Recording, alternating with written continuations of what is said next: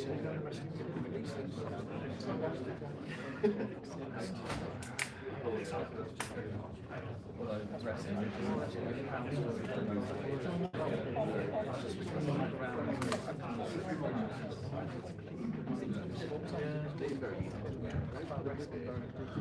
everybody, we're just waiting for Chris to make an announcement to let people know that this talk is going ahead shortly, probably in about 5 minutes.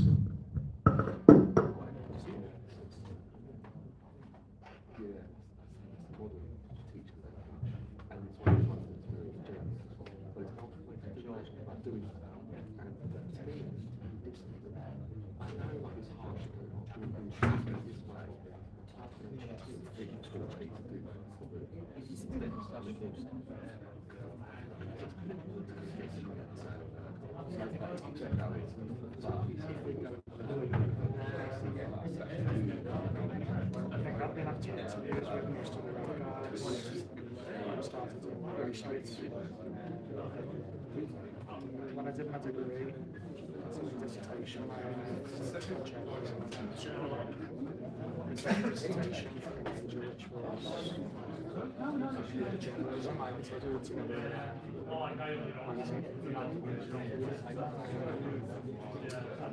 After a lecture,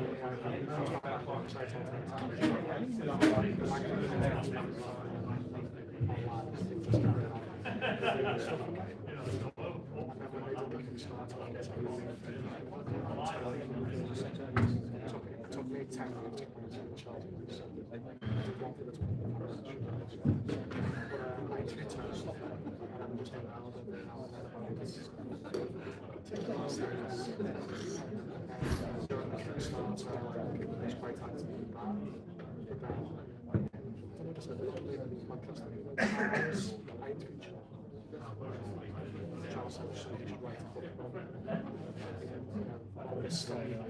When I started planning it out, I've got a it's quite interesting because the chapters that I'm planning out are very similar to the chapters and I was happy to have that.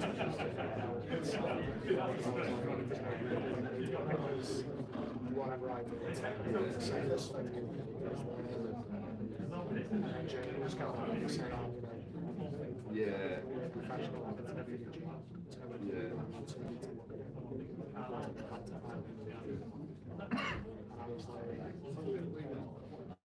for some reason in my mind, I do a credit to Jane because in my mind, my mom probably did it and maybe the others and I messaged him and he was like, oh, it's take me, I was thinking of actually doing it. I think it's only goes back to 2 it was at least a year from sorting it to printing it to sending it, and then it's probably 2 years. I got a worked on house and we came down to Liverpool a few times and I went to Wales.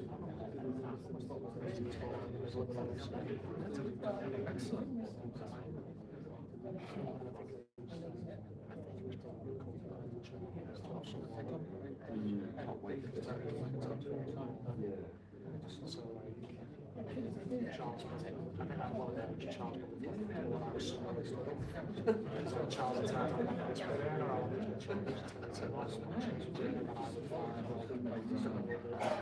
I would find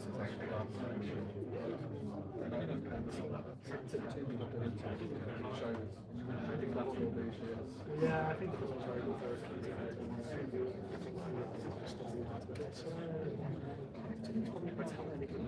it's all there, isn't it?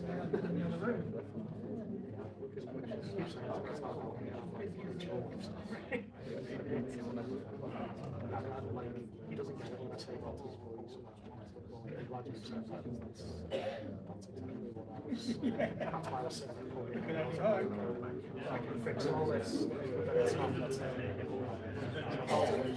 restructure things or move them so that it's still the same as it was, but it's him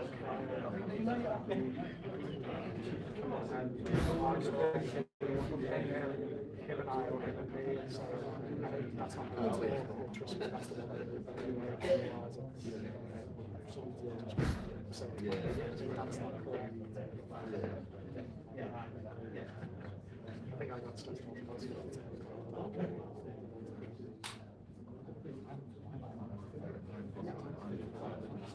Yeah, people, the response has been really good. It's tinkering with it, things we added a bit in just before we went to it. It's the art stuff. It says and it kills me. It's like, it's what happens when you've got a lockdown and you want to get quickly and after a full-time job. Yeah, just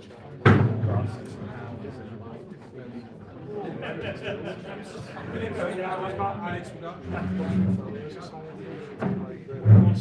reprints of classics. I'm going to do mistakes and multipliers and things. I'm like, I'm messing this up. Yeah. Shouldn't happen this time. Not exactly that's the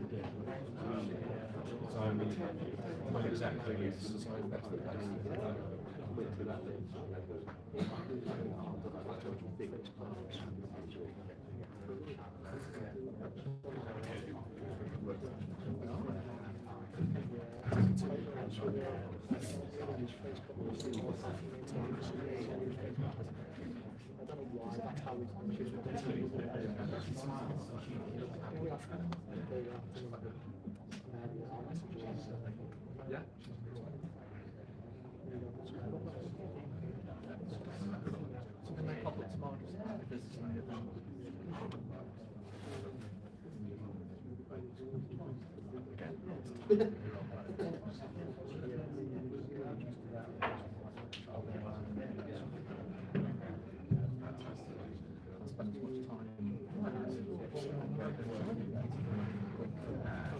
Afternoon, everybody. Thank you for attending the latest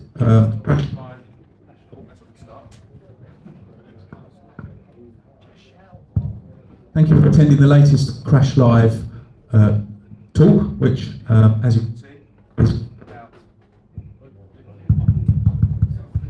should have done a sound test. Testing. Okay. We're going to be talking to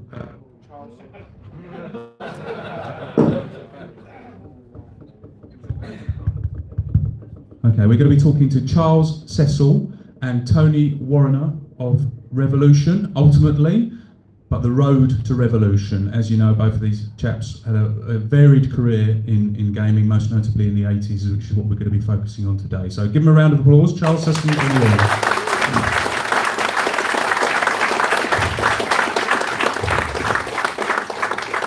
And we've got a lot to get through here. These guys, well, it's quite a story, isn't it? And it ends with Revolution, which is one of my favourite developers over the years. But we're more interested today, as I say, about the story about how they got there, how they both got there. So we're going to kick off with perhaps an unusual location that you might not have been expecting, the Democratic Republic of the Congo, which has a particular relevance for Charles, as I'm sure he'll explain. Well, thanks very much, and also thanks so much for coming. Isn't this a brilliant event? It's just such fun, and what a privilege it is to have been writing games for as long as I have, which is actually over 40 years. But anyway, yes. So thank you, Greg. I was born in London in 1962 in a flat next to Christine Keeler's lover, Ivanov, and the Secret Service came and bugged my bedroom. And then we went off to the Congo because it was really horrible in London, and my parents were worried that this 1-year-old was being brought up in the smog and everything. And we found ourselves in a really brutal revolution. The Belgians have been phenomenally brutal to the Congolese, and they got independence finally. And then the Americans decided that their president, Patrice Lumumba, was risked going across to the Soviets, so they assassinated him. And in this absolute fury, which is obviously completely expected, they just lined up the whites and shot them. And so this panic came through, and my mother, who was about to give birth to my sister, we got evacuated. And God only knows what would have happened if she'd given birth in this little light plane that was just going from place to place, trying to find some sort of refuge. Anyway, that's the story. But also my dad, who had to say escaped on an oil nut plantation boat, and unfortunately they had to escape pretty quickly. But they did have time to bring the bosses champagne and fine claret, and they had a great old time on just hiding as they came down the river. Anyway, that's where this Congo side comes from. And sorry, Charles, just to carry on. What age were you when you left the Congo then? Two. So So still very young. Yes. Yeah. Exactly. Yeah. And anyway, the Congo appears in Broken Sword 3. So that's what the reference is. Okay. Excellent. I was born in Yorkshire. In Hull? No. Brough. North Yorkshire. Excuse us for a moment. Okay, so that's an unusual start to your life, Charles. One perhaps, that shaped, as you say, some of your games in later years. But tell us, let's spin on now to obviously we're talking about the late 70s, early 80s now, and your brush with the computer, which kind of started the revolution, if you excuse the pun. Yeah. So from my perspective, I left school in 1980 and was sponsored by Ford, and I thought that I wanted to be a great mechanical engineer. And I met a fellow called Richard Turner, and he'd disassembled the ROM of the ZX80, which is actually what the GraphGod guys were saying they did as well. I mean, it was the thing to do. He was using the Ford photocopier to produce vast numbers of these things and flog them. And we used to play arcade games, of course, like everybody at that time. And one day he said to me, "Why don't you come to Hull, which is where my home is, you like telling stories? Why don't you write an adventure?" And I thought that he'd written this adventure interpolated, but Tim from the Quill has showed me that actually he probably got most of it from the back of a magazine, which is rather destroyed this sort of image I have. But anyway, so I wrote these games, which up until this very moment, or this very day, I thought the brilliant Richard Turner, who is brilliant, but I thought that he programmed them, but it would seem that perhaps he didn't. But yeah, so he said, come along. They were writing games. Him and a guy called Chris Thornton were writing games. Well, we were looking at the TRS-80, which was a Tandy computer that they'd imported from America, which was way more sophisticated than the ZX81. But we were playing games, and we published games like Galaxians, and I have to say it was brilliant. I think and Atric was really good back in those days, and I mean, like in those really early days. And I remember sitting with Richard and saying, what are we going to call Galaxians? He went, "Well, we're going to call it Galaxians." But we're not allowed to. Why not? I don't know. So we called it ZX Galaxians. And like Ian was saying earlier, nobody noticed or seemed to care. And obviously now, and then what happened in '84 is that Ocean came along, and US Gold and Imagine, and they started licensing these games. And obviously, having paid money for it, they closed it all down. But yeah, it all started when with a drive up to Hull, talking to these guys, and Richard saying, "Why don't you write an adventure?" Which I did. And that adventure was on the ZX81, Inca Curse, I believe, was the first one you did, or were involved in anyway.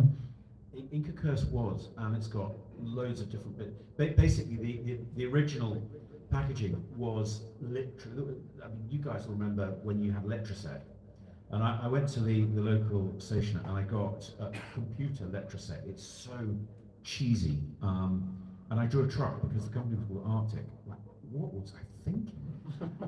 And it's just, the whole thing was just so unprofessional. But they sold really well. But the other thing that I ought to say in here, I can't. Examine branch, I can't. Notice that there should be an apostrophe between the N and the T. I know that now. But what was great, and the guys earlier were talking about microfairs, and the microfairs were fantastic. But I remember this one guy coming up to me and saying, "Oh, I love your adventures." He said, "Can you sign them?" Oh, I felt so bad. He said, "But I do have a complaint to make. I managed to convince the wife that we should buy this ZX81 for our son for his homework." Now, all of you probably know there was even a song they bought it for the homework, because that was what the blokes would convince their wives. And he said it was all going so well, we were playing your game, and then she was looking over and she was horrified by your spelling. She said, and Cecil, by the way, is not spelt with a Z. And she realised that we'd actually pulled the wool over her eyes and that this wasn't educational at all.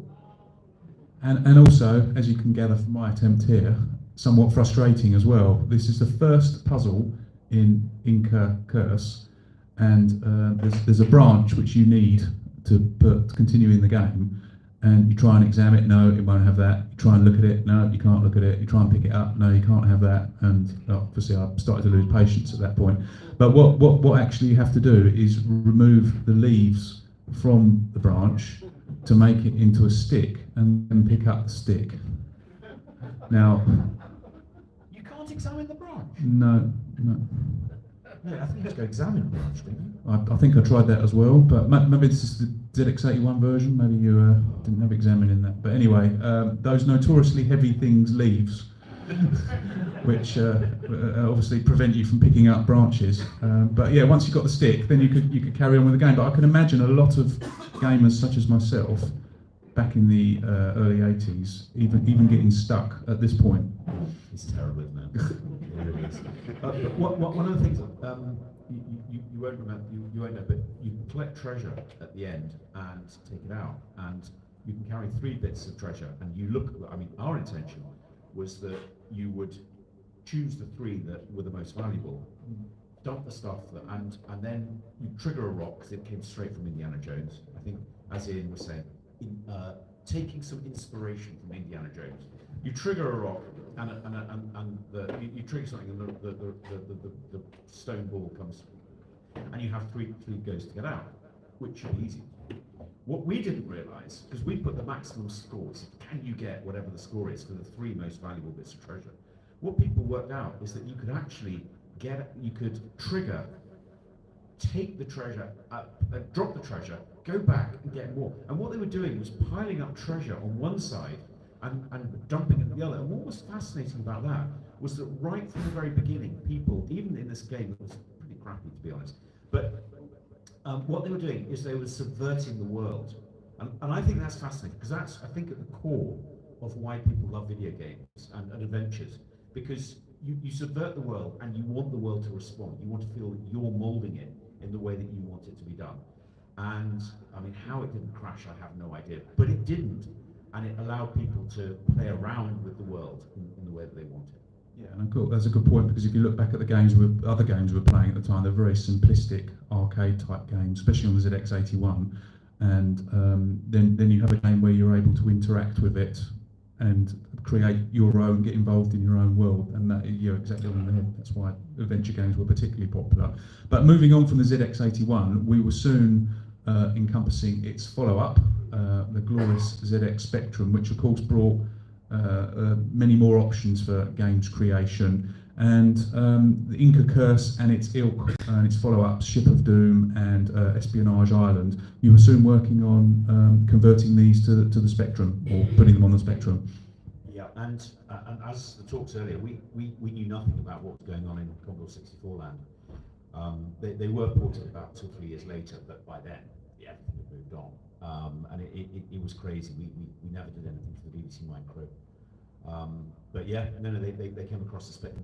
But better adventures. You know, people were with the quilt. People were able to write adventures. I have to say, they're not great adventures. I mean, they're fun, and they were popular at the time, and they sold really well. If you go to eBay, there are huge numbers of them, but they're not something I'm enormously proud of.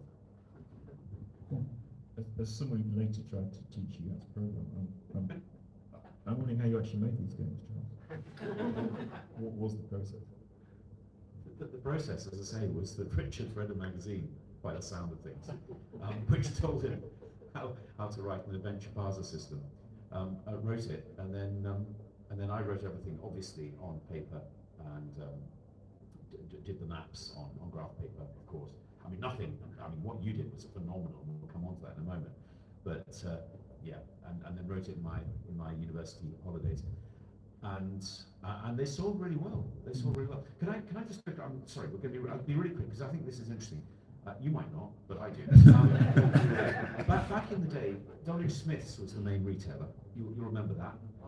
And W. Smith's. And can anybody remember what the brand was before they opened it up? Was it ICL or there was a brand that they insisted on buying exclusively, and everybody, they were crappy games. Nobody wanted to buy them, but they did.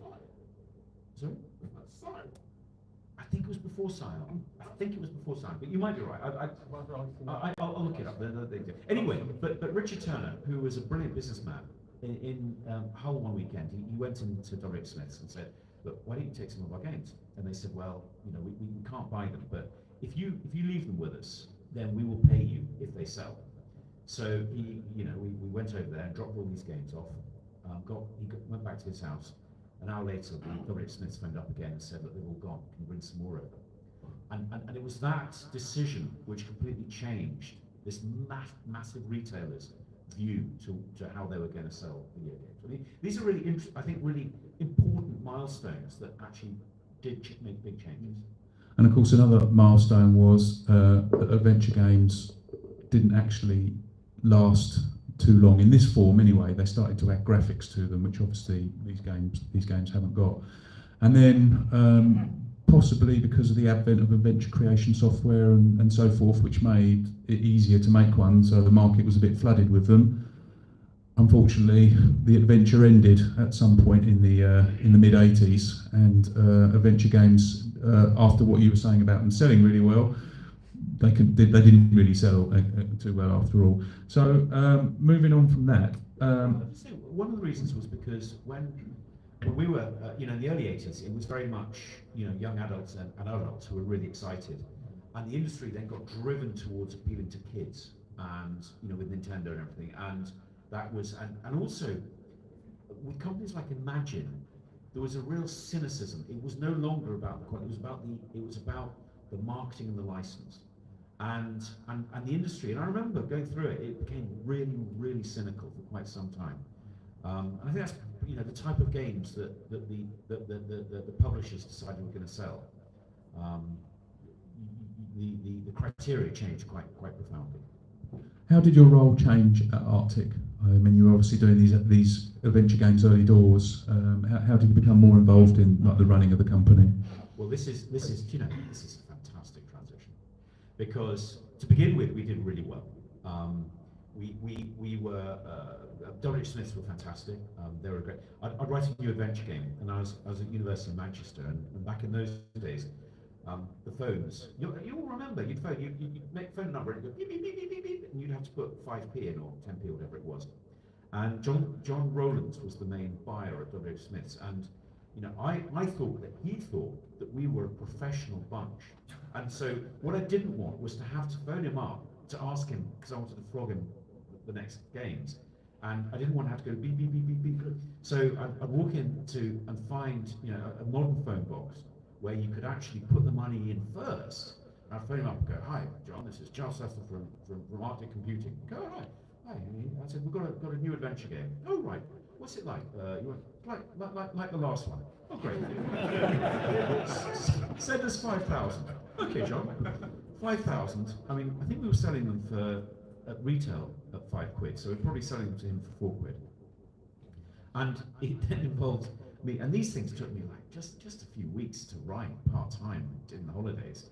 And then we'd phone up Calquick in Hull and say, "Oh, can you produce 10,000 of these or whatever, and send them down to Audio Thingybob, I'll remember the name in a minute." And then I'd phone them and say, "We've had this order, you're going to be getting these 10,000, can you then send them off to W. Smiths?" And that was it. It was absolutely insane. But Then with the Spectrum, with Commodore 64, everything got obviously much more competitive, and we were way, way, way behind. And things were beginning to look a bit bleak. And then, through the post, came this beautiful game on Amstrad called Obsidian. Oh, I'm supposed to lead to Tony now, aren't I? Yeah. Tell us about Obsidian then, Tony, and its genesis. Obsidian was obviously Amstrad. I mean, I kind of started with the Spectrum and seen all that stuff, and then I kept saving up my money in my paper round, and I ended up with a Computers Lynx, which I thought would be a real good investment. And it was great for learning to program. That was the main thing about it. So I kind of learned very, very quickly and easily using the proper keyboard and the machine code monitor. I learned Z80 code. But the Lynx went almost as quick as it came out. It disappeared again. I was then setting up for, back to the paper round, I was setting up for an Enterprise. Remember those things? You know how to pick a winner, didn't you? So, it was a great machine. Literally about 3 months after it came out, before I'd actually hit my total savings target, it disappeared as well. But not long after the Amstrad CPC, so I jumped ship to finally a winner. I was having a very bad time at school, decided to leave at 16. They kicked me out pretty much, but I wasn't bothered because I was writing this game, and I thought, you know, I was reading the graphical Andrew Braybrook's diaries, which were a huge inspiration, and it was great to listen to his talk earlier and finally meet him after all these years. And basically those diaries, writing a game, it kind of kept me going. And I sat and wrote my own game, which was inspired by a game called Sorcery. If you remember that, absolute genius work on the Amstrad CPC. I kind of did my own version of Sorcery, basically. And then I was thinking, where can I send it? And I was looking at all the magazines. I was trying to work out a good publisher for it. And my mother said, just look in the phone book. And I was like, sure, you know, there's just loads of publishers involved, you know. And she goes, yeah, there is this one, Arctic. So we duplicated, sent that off, and then Charles gave me the ring. There we go. That's how this relationship started. But just moving back to before this, or around this time, I should say, I've got a little still image here from a famous movie in the past. Does anyone recognise it? Oh, well done, well done. Yes, you've got the legendary Sid James there. So this is a dodgy cast of characters, and I wanted to have a chat with Charles because things weren't always running smoothly in the early days. A lot of people were kind of winging it, and I think you were prey to certain characters as well, weren't you? Oh yes. Oh geez, we were really young. We made a lot of money. Richard bought ludicrous cars, which were wonderful.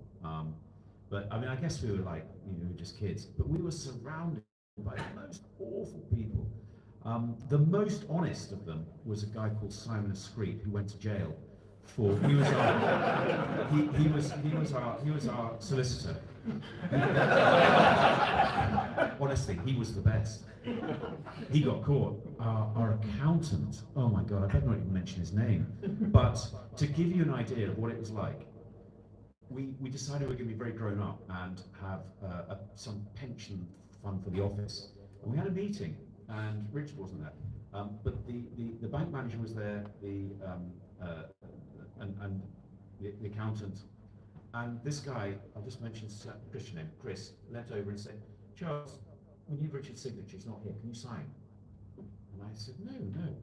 And in front of all of them, he signed, he forged Richard's signature.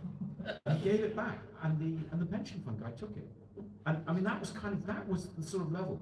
But the best one, which I'll tell very briefly, is that the accountant, Chris, would come in every year and he'd say, right, how much tax do you want to pay? None. And that was it. That was the meeting with the accountant. And then one day he came and he said, look, you've made so much money, you've made 200 grand, you're going to have to pay tax. But I've got a great solution. I've got some friends who can sort you out. So Richard and I went down to London. We met these two really dodgy guys. They go, yeah, we've been thinking about it. Actually, we've got a solution. We've been thinking very long and hard. we give you an invoice for £200,000. You give us £200,000 on the 31st of March, and on the 1st of April, you invoice us back minus our fees, and we'll give you the money back. And Richard went, that's a really good idea. Richard, this is ludicrous.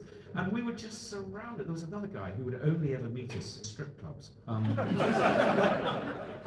was like, I knew that there was something really wrong about all of this, but just everybody was corrupt around us. And it was quite lonely. That was when we were rich. When we started going down, then actually nobody was interested anymore. Yes, that's the problem, isn't it? But before we get to that, there's another chaps games, even before Tony's Obsidian as well, that you had quite a lot of success with at Atric, and that was of course John Rittman. His early games were published by Atric, including this, which is a really good game actually. Bear bother. It's quite a cute game, and I imagine John maybe had just given John and his wife had just given birth to their first child, because there's a lot of sort of like baby references and things like that in it. But explain a bit how I presume you met John and how his games were sort of seen at Atric. Yeah, very much so. He actually submitted a game, his first game, which was called Namtir Raiders, on the, I think, Z81 or was it Spectrum? Z81. And Namtir is Rittman in reverse, and he was obviously a very, very talented programmer. And then he did a game called Dimension Instructors next, and I often look back because I don't know technically how good it was compared to the three, but if it was not the first 3D, it was certainly one of the first 3D games. And you know, if only I knew then what I knew now, we could have molded it into something that was, you know, fabulously successful. But what it was like a tech demo that we were selling, and it looked really, really impressive. But there wasn't actually any gameplay as far as I remember. Yeah, you shot things, but there was no progression. There was nothing that was driving you, rewarding you. And yeah, as I say, it was great, and it was well received, but it never really sold very well, and it could have done had we really understood what we should have guided him to do. And of course, John was soon off to write for Ocean, wasn't he? His famous games there, and make his name there, of course. Then we've got the Amstrad CPC. Going back to what we were talking about earlier, this is one similar to what Tony would have had back in the day, I presume. Obsidian came out in the mid '80s and did decent business. A good game for the Amstrad as well. And then we have a certain game to discuss, which wouldn't be high on either of your CVs, unfortunately. It was Tony what done it. Tony what done it, yes. It was Charles that done it, yeah. Any of you that read my book, ZX Nightmares, seen this game, World Cup Carnival. You did get a lot of stickers, all sorts of things in it, but yeah, the rule of the bigger the box, the more stuff in the box, the poorer the game, never applied better than in World Cup Carnival. So, Tony, I believe you actually worked on this game, it's his charge, so we'll start with you. Yeah, it's not my fault. I thought I was going in there to write some amazing original new game, and it was yeah. Yeah, I did the penalty. Yeah, I did that. You see, I just come out lessons was sport, and rugby and football were top of the worst of all the sport things. So I walked into this supposed job, and there I was doing a football thing. So that was good. To be fair, that does look a bit better than that. I mean, for those of you that don't know, World Cup Carnival, I'm going to ask Charles to explain a bit more on this, whether he can or not, but US Gold was supposed to be publishing a game based on the World Cup tournament in Mexico. Something happened, they lost the game, they had the license, they're paying a lot of money, they needed a game, and they ended up publishing a 3-year-old game, I think it was, which Charles and Atric had published a few years earlier. So explain to us a bit, Charles, how, in your memory, how this happened. Yeah, Atric at that time was in trouble. I mean, that's no excuse, but it wasn't. And a guy called Jeff Brown, who had founded US Gold, turned up in his Testarossa, and Ferrari Testarossa, sorry, that's what I meant to say. And basically, Woolers took us out for lunch and said, you know, we've got the license to Mexico '86, World Cup Mexico '86. We'd like to use we'd like you to do it for us. And I said to him, but you've got match day. I said, this is really, you know, he went, can't use that, and we need it really quick, and we need the base game plus. And you know, we perhaps we shouldn't have done it, you know, because it it's not something I'm at all proud of. But anyway, poor old Tony and Adam Waring were put onto it. Donald Campbell, who'd written the original, then updated it. And we did the best we could with a pretty small budget and not very much time. And yeah, no, I mean, I had to take it on the chin. It was not a good game at all. And the funny thing is, and it's probably, you know, testament to the way the industry is, that all the blame kind of gets pointed in my direction rather than Jeff Brown, who was the one, and Tim Cheney, who were the ones that, of course, were behind the whole thing and then made an absolute fortune. But yeah, that's the story of World Cup Carnival. Yes, unfortunately it did sell quite well still, which is a bit sad. But anyway, but going back to you, Tony, you're obviously a very young man. Started working at Atric. You were soon performing a very important role while there. Yeah. Actually, I was thinking about this on the way down. It wasn't really a job, was it? It was sold as a job, but I've had real jobs since, and it was like paperwork. I did have a contract. I think so. I think we got paid kind of a random amount. It was like 60 quid or 40 quid. Most of which you had to put back into a coffee. You had to pay for your own coffee. That's right. But yeah, I was kind of privileged at first when I started, and I just got teased by like 20 or so cups of tea a day brought to me. But about 6 weeks in or something, something changed, and I was made to join the official roster of people. Okay. Make tea. Unfortunately, in those days, there was no like oat milk and stuff like that, was there? It was just tea, wasn't it, with milk or not milk? We've only just got oat milk in Yorkshire. The other thing, of course, for that time, you know, coffee was instant coffee. I honestly didn't know that there was anything except instant coffee. So big jars of cheap Nescafe if we were lucky. Otherwise, the best that.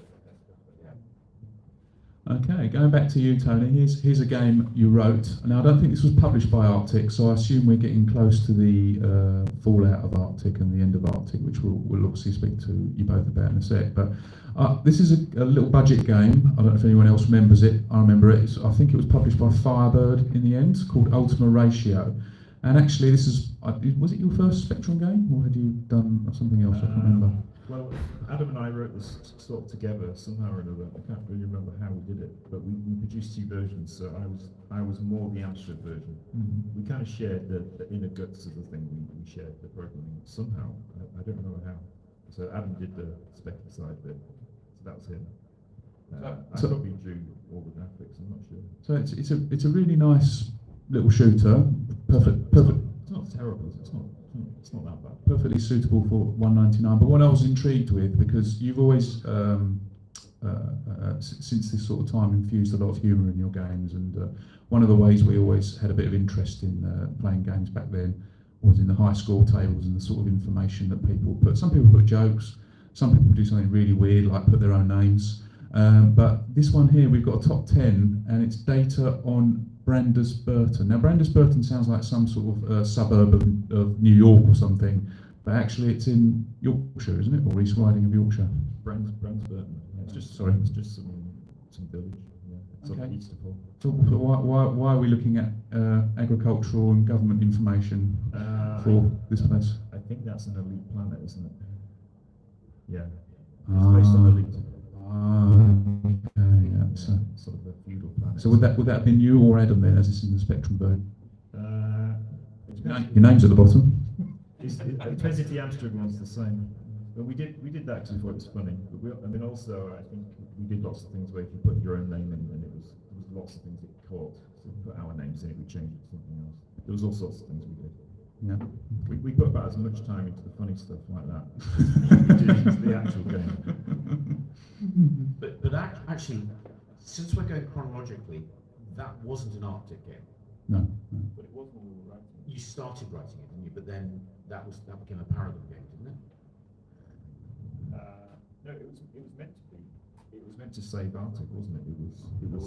We were going to write a mega game. We were going to write a mega game, like the mega games, and this was ours, and it was going to be the best shooter ever written. And it fell short. Is it in your book? Is it in your book? Which one? The Nightmares. No. So it's a success then. Sounds good. So moving back to Arctic, Charles.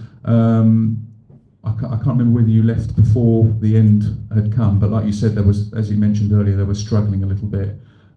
So talk to us a little bit about that time. Yeah, what happened? It was generally pretty miserable, and we were absolutely being swamped. It was the first golden era for British developers it had shone bright in the very early 80s, and we were being swamped by really well-funded American and Japanese, and they were just frankly writing better games than us. And Richard actually sold the rights to games for £100 each to a company called Jeff's Records, run by a guy called Jeff Young. And he'd sold the rights to World Cup Carnival, to World Cup, Arctic's World Cup. And this guy then sued US Gold and went, I own the rights. And so the money that we were meant to get from US Gold, they deducted from us, which I think was just an incredibly stingy thing to do, because he bought the game for 100, and he made, I think, £10,000 from it. But I mean, that's what he was. But anyway, I mean, that was the kind of thing. And then the death knell came when Richard sold the whole of the stock to one of the distributors, and they went bankrupt with the stock, and that was just it. So that's when it was quite clear that we were not. I mean, the company didn't go bankrupt as far as I know, but there was no future. And the irony, of course, is that having written this game for US Gold, I decided that actually I'd set up a company to port games, and this is also a theme that particularly the Graph Gold guys were saying, which was really worrying because, in Britain we were writing really interesting original games, and as our publishers basically sold out, they sold out to the Americans and the French, who became very successful, companies like Ubisoft. But there was a string of really successful British publishers.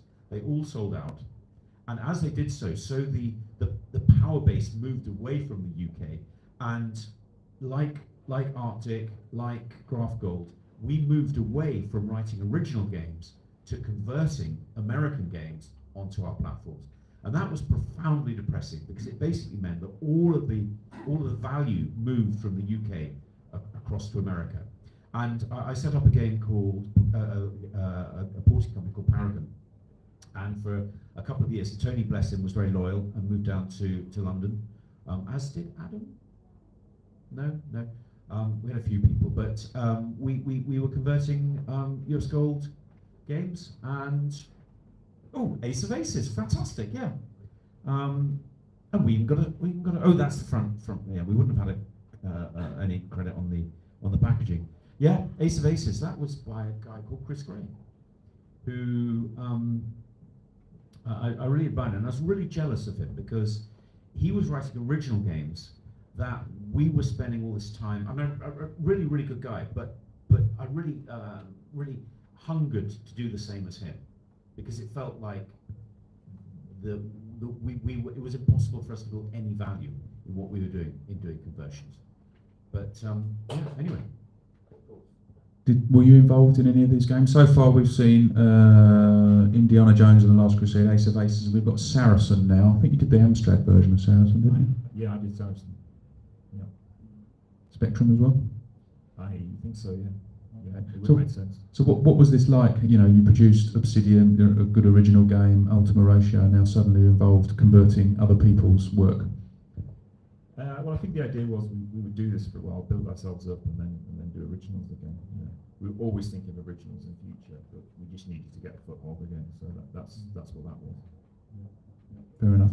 So this didn't last that long, did it, Charles? So presumably you got a little bit fed up with all this slightly soulless work. So what happened next for you personally? Well, I was then offered a job by US Gold, which was a little bit mean for poor old Tony, because he'd come to London to work for Paragon. We were working together, and it was sold to me by a guy called Tim Cheney. He said, "We want you to be head of development." And I thought, God, this is going to be amazing. It's going to be this department. I'm 24 or whatever, however old I was. I'm going to have this department of people. It's going to be incredible. And I turned up, and US Gold was one of the big publishers in the UK, and the development department consisted of a tester and a part-time mastering person, and that was it. And my boss, I'll tell you this, you'll probably sue me for it, but Jeff Brown, we were doing a game that many of you will remember very fondly called Outrun, which was a Sega game by Yu Suzuki, and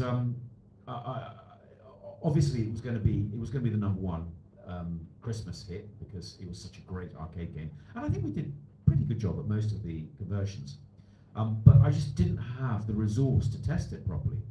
And somebody in senior management said, "Oh, don't worry, Charles, we'll have 100,000 people testing it over Christmas." and there was a beginning of a real contempt amongst managers for video games as an art medium, which I can talk about later as well. But it was really interesting that the people who produced the games were really rather despised, and the people who made all the money at the top wished they were making films or television instead. It was a really strange time. Yes, there's a bit of a disconnect, isn't it? When you're the guys creating the games in the first place, it really should be a bit held in a bit more esteem, shouldn't you? So you were working at US Gold, and then didn't last there long either, and was soon off to Activision. Was a guy called Rod Cousins, who had been part of Quicksilver. If anybody remembers Quicksilver, you'd have to be, oh good, some nodding heads. And Rod was a brilliant businessman, and we became friends, and he just kept hassling me to go and become head of development at Activision. And I wasn't sure, and I really enjoyed the people at US Gold. And then one famous time, they organised a few days away in the Canaries, and they took everybody, including the receptionist, but not me. And so when I got back, I said, why didn't you invite me? And this particular person said, oh, because you're technical, they wouldn't have understood what you were talking about. so I phoned Rod back, and I said, look, actually, I will come to Activision if you want, but I want a Peugeot 205 1.9 GTI with a car phone. And wasn't that the car that you wrote off? All right. That was my XR2. Get onto that one. Yeah. Oh, right. Sorry. And then went and worked at Activision, and true to his word, whereas at US Gold, it had all been about the marketing at the top, then sales, then just about everything else. And development was just this sort of group of people that kept coming in late and not delivering what they should do. And to be fair to Rod, the development was considered really, really important. And I enjoyed I love my time at both. But the key thing for me personally was I was able to learn what publishers wanted. And also, I'm sorry, because Graham, I keep screwing up your order by jumping ahead, so I won't jump ahead. It's all right, don't worry. Except that I also had, from Chris Gray, who, as I say, I really admired, but this sort of feeling that actually, what I wanted to do was write my own games, like a sort of auteur, to be really pretentious, like Chris Gray had done. And that was what was sort of driving me through my time both at US Gold and at Activision. And going back, moving to the world of retro cars briefly. Here is Tony driving your old car, the XR2. So after you mentioned you got a new car, when you joined Activision, and this your old car XR2 was purchased or given to Tony. I actually bought it. It was not in pristine condition, had a lot of miles on it, but yeah, I bought Charles's old XR2. And what happened? Well, I also. Hang on. You'd already crashed it once. I dented it a bit in London once. The destroying the engine thing, that was the Mini that I had. I destroyed that. Oh, okay. So that's Okay, what happened to the Mini. Oh, I see. Okay. But I did write off the XR2 a bit later. Okay. But Okay. regarding, just to go back to the 205 GTI 1.9, that was stolen, wasn't it? It was, yes. Yeah. And used it as a bank race getaway car. So Charles was really happy that this Peugeot was pretty knackered, and it had like 150,000 miles on it or something like that, even though it was only like 3 years old. So some people stole it, and Charles was great at getting insurance money now. And then the police turned up about 2 months later, and like, really good news, we've got your 205 GTI. And it's okay apart from all the bullet holes down the side. True story. Okay, brilliant. Now, obviously at this time, concurrently with this, you're not with Charles at US Gold or Activision, Tony. You're having to make your own way in this rather wild west of an industry, and you joined this company, the world famous Cascade. So tell us a little bit about joining Cascade, and obviously their most famous game. Yeah, well, I mean, they were advertising for programmers, and they were down the road in Harrogate, so I thought I'd give it a go. And it's about the only interview I've ever been to. And all I did was take all of the cassettes of the games we'd written at Paragon and Atric and whatnot, and I just turned up and put the cassettes on the table and said, there you go. And then drove home again, and by the time I got home, they'd rung up and said, you can have the job. So I went off to work for Cascade, which was quite an interesting experience. How would you compare that to working at Arctic? Well, not actually all that much different in some ways. I mean, the programming side of it was just, it was like 2 floors, okay, and on the bottom floor was the tech people. We called ourselves the Mushroom Crew, because we were kept in the dark mostly. It was kind of anarchy, but we had this kind of ethos, which was we were totally into the idea of doing things properly, and so although we were like crazy and out of control, we were sort of dedicated to doing a really great game, which was a game called 19 Boot Camp.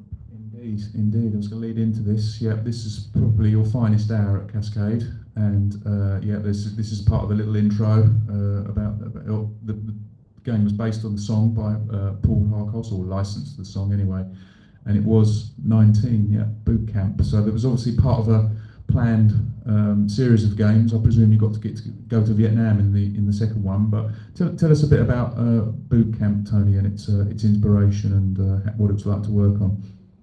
Well, it was good fun. I mean, the crew was great, and you know, it was meant to be part of a full product deal. I think Activision gave a huge amount of money to them.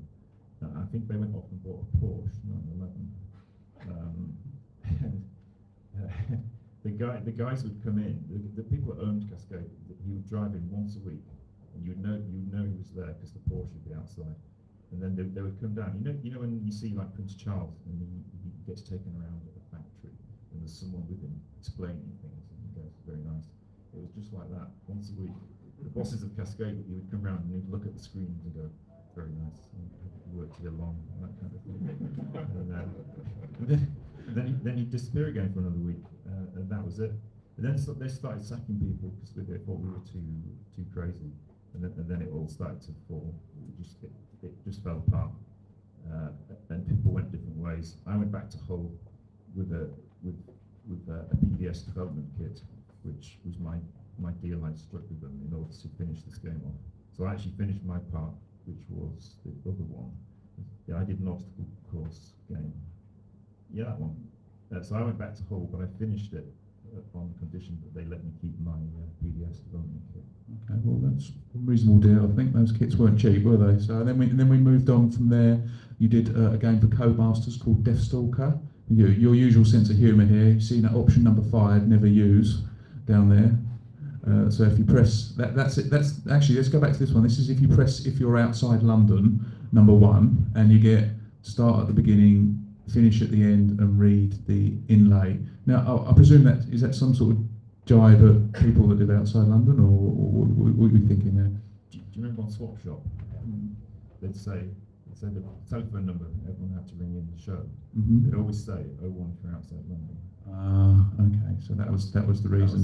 Yeah, Brilliant. And then we had the never use thing, which if you pressed never use, you got that. We did say so, didn't we? Yes. Yeah. And then if you pressed it, the menu would come back and it would say never use again. And the joke kind of finished there. It just went like that every time on the same screen. But yeah, obviously the sense of humour there, and there's the hero of Deathstalker. I'm not quite sure what he's got there, but yeah, we'll move on from that. And that game was published by Codemasters. You offered Codemasters your next game, which was an arcade trivia type game, and they for whatever reason, I think you thought it might be a good part of the simulator series. And there's a picture of is that your fellow coders there? It's obviously you on the right. And who else is there? The first two just made up, I think. Okay. It's definitely me looking cheerful on the right there. Okay, and then Codemasters, they obviously decided to just do it themselves anyway as pub trivia simulator. Yeah, it's very strange actually. They were like quite keen at first, and everything was fine, and then they fell out with us for some reason and said no, we can do it ourselves, and they backdated the copyright of the idea of the design document, and said this was our idea all along, and they did their own, and we were left. Yeah, it was very strange. I still don't understand why that happened. Well, almost at the end of the 80s now. Whilst at Activision, you were brought in contact with the games of Sierra, Charles, which obviously put you on a particular road with their new graphical adventures. We moved back to graphic adventures. So tell us quickly, if you can, how you first encountered the Sierra games. Yeah, so at Activision, in Europe, we exclusively had the Sierra, we're distributing Sierra games. And so we could see how spectacularly successful they were. And I'm afraid we were a little bit dismissive, particularly of King's Quest. I know there are going to be some really hardcore King's Quest fans in here. But, you know, the idea of King Graham of Daventry, I mean, Daventry's not far from here. It's next to Luton Airport. Like, none of it made sense. It was kind of old, it was an American sentimental view of old ye England. But, you know, they wrote some excellent ones as well. And I'm sorry to repeat myself again, I was just really keen to get back into writing something interesting. And Activision went bankrupt. And I've been talking to Tony for some time about getting back together again. And then the most wonderful thing happened. My boss came over from America and said, I'm terribly sorry, I'm going to have to make you redundant. But can you work for 2 days a week or 3 days a week for Activision? I'm really, really, really sorry. I went, I think I can just about do that. I phoned up Tony. Brilliant. I'm getting paid 3 days a week or 2 days a week. Let's just set this new company up and let's do amazing things and write new adventures and let's be much more ambitious than Sierra.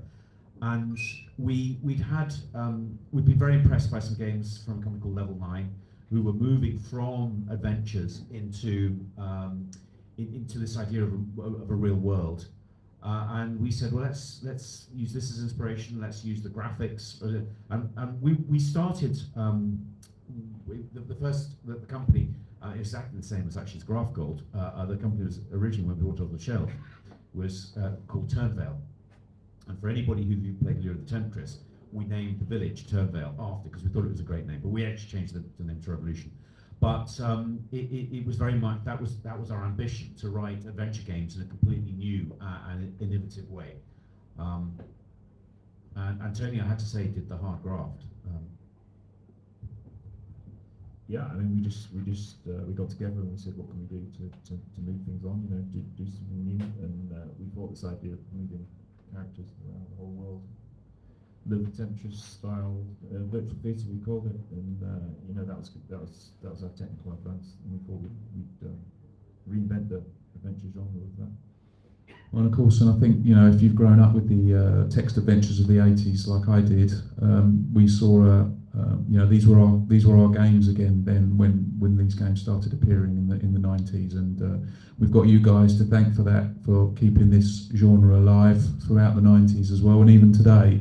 And these games are just marvelous to play, and a sort of style of gameplay which looked like it was dying out, but has somehow been kept alive, and I think we should all be very grateful for that. So I'd like to sign off now with just a quick thank you to you both for taking part in this talk.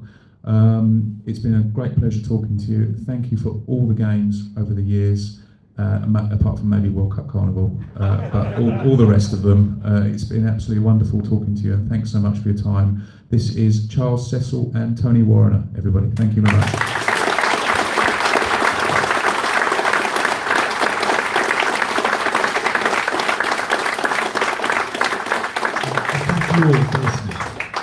This is our self-indulgence. Now, I understand that there's a bunch of people outside who are really, really keen to get in here and listen to the next panel. Sorry, we want to say that Oh, sorry. the queue is from the door all the way into the other room right at the top. Okay. So what we're going to do, we're going to do 2 sessions because I think it's unprecedented how many people want to see the